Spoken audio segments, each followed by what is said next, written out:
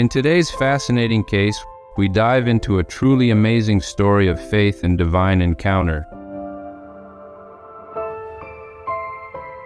Get ready to hear the inspiring testimony of Greg Hershberg, a Jew who had an extraordinary encounter with Yeshua, Jesus the Messiah, who appeared personally to him on a mountain in Israel.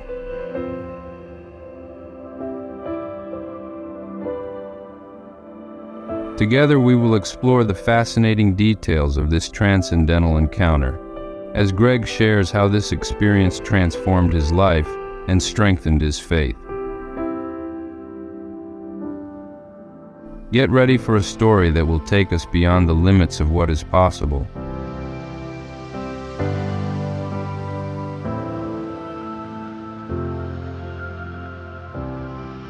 But before we continue, I ask you to leave a like and subscribe to our channel for free, activating the bell for all notifications. It's very strange, but the mount was calling my name. I felt as if somebody had a rod and they casted it off the top of that mount, and the hook went into my chest.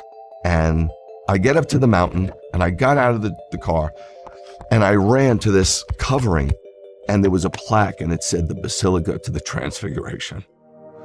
And I heard a voice, and the voice said, "Come away and pray with me." But I didn't know how to pray. So I emptied myself and closed my eyes. And I saw a vision. And I saw the eastern sky open up. And I saw somebody come out of that eastern sky. And it came down and descended, and his face shone like the sun, and his clothes was white as light.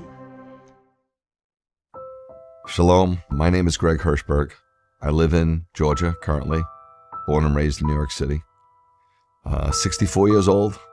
When I was a little boy, I was raised in a very Jewish family. I was raised Orthodox, walked to my synagogue every Shabbat, went to Hebrew school 2 days a week. It was pretty austere. My mom sat behind the curtain. My dad wasn't too into it, as I could tell, but he loved my mom, and my mom was Orthodox, so he went along with it.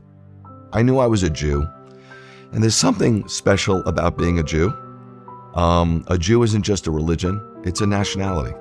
When I'd be hanging around friends and somebody say, "I'm Puerto Rican," or "I'm Italian," I'd always say, "I'm Jewish."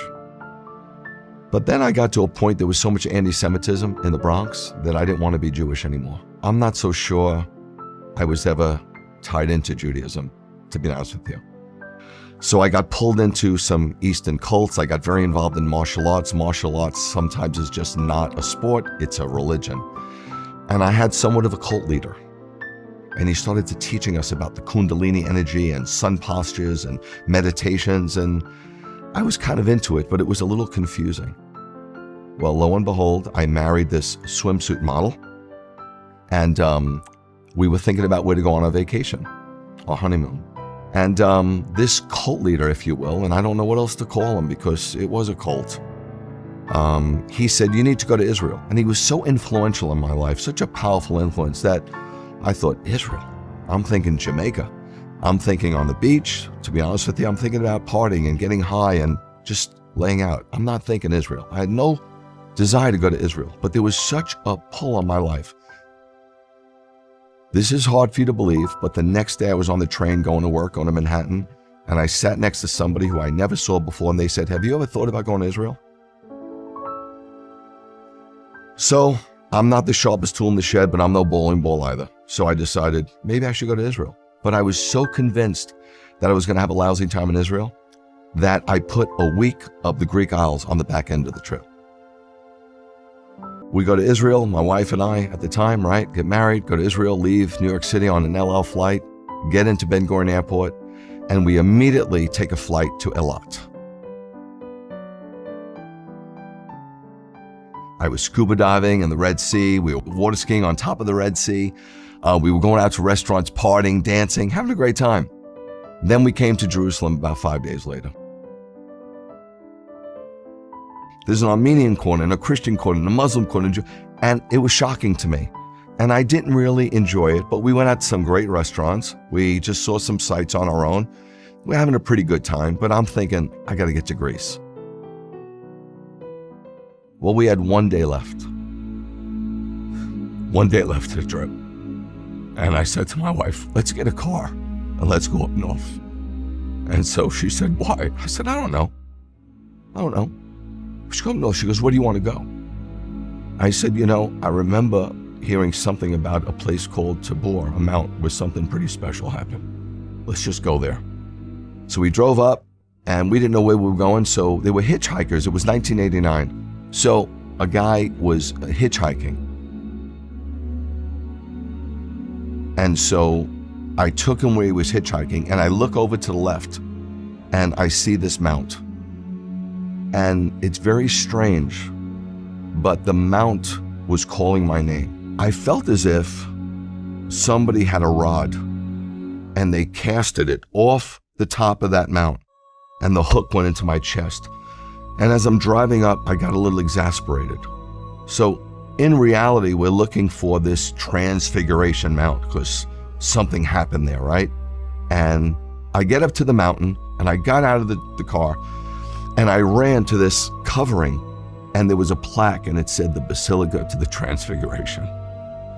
And I heard a voice, and the voice said, come away and pray with me. But I didn't know how to pray. So I emptied myself and closed my eyes, and I saw a vision. And I know that sounds weird, but people all over the Bible saw visions. And I went to a trance-like state. And I know that sounds new age, but Balaam went into a trance-like state in the Bible, and others have. And I saw the eastern sky open up. And I saw somebody come out of that eastern sky. And it came down and descended. And his face shone like the sun, and his clothes was white as light. And he pressed himself up against me. And the first thing he said is,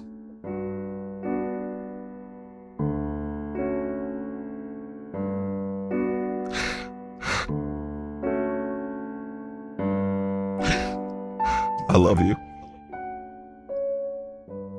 And I remember crying for a really long time. My wife says maybe it was about 20 minutes. And I looked back, and it wasn't tears of joy, and it wasn't tears of pain. It was like a sanctification. It was like a cleansing. Like all the crap, all the Eastern thought, all the nonsense, all the religion just came out of me. I didn't know anything about the Holy Spirit. I didn't know that God can enter your heart and live in your tabernacle. So I thought God was on the mountain. And I remember talking to God and saying, I'm so sorry that I have to leave. I don't want to leave. But I hope one day I can come back here. 2 kids from the Bronx, punk kids from the Bronx, go to Israel on their honeymoon to party. And we come back born again, saved, knowing Yeshua as our Messiah. And I got to tell you, I was shocked because I was taught as a young man that Jesus had nothing to do with us. I thought he was the head of the Catholic Church, and Moses, if you will, is the head of the Jewish synagogue.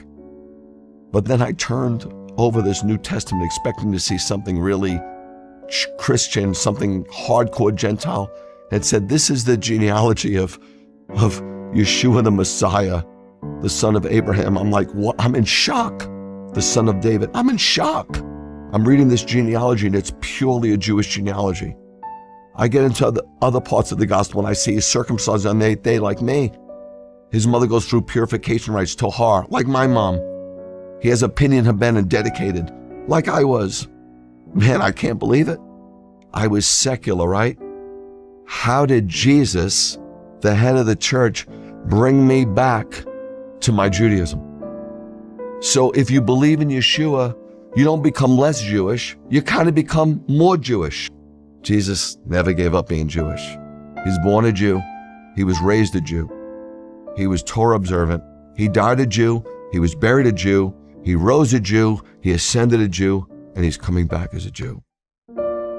I never look back. I'm so thankful for what God has done for me. I feel so free. I feel so alive more than I've ever felt.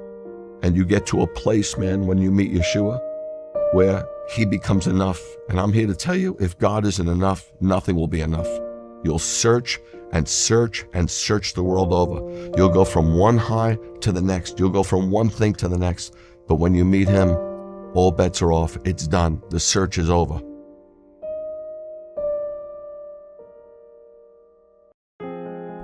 And you, what did you think of this video? Share your opinion in the comments. Don't forget to give it a like and subscribe to our channel for free, while also activating the notification bell for all updates. Until the next video.